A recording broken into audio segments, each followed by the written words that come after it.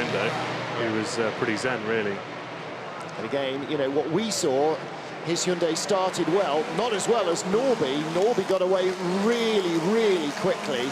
But unfortunately, the track was so narrow with the two Golfs in front, he couldn't make any headway. Very slow start for Aurélien Comte and for Yvan Muller.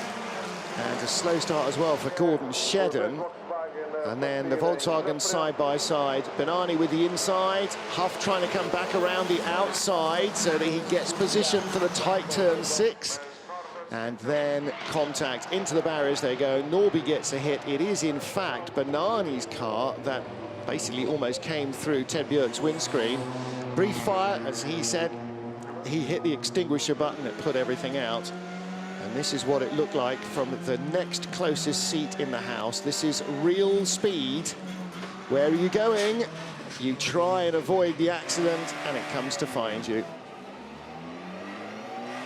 Slow start for Yvan Muller, ahead of Esteban Guerrieri. Guerrieri out-dragged as well by Gabriele Tarquini. Tarquini coming by John Philippi. And look how much you can see, absolutely nothing. And then suddenly everything is stationary, and that was the hit.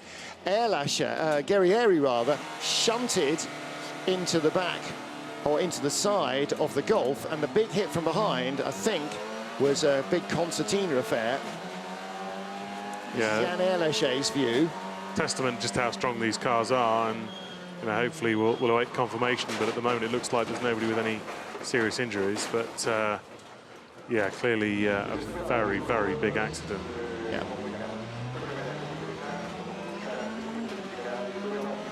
It did look as though Yvan Muller was in second on the grid. Now, normally they'll try and select neutral in the gearbox. Oof. Barriers already ripped out there before he gets to the seam.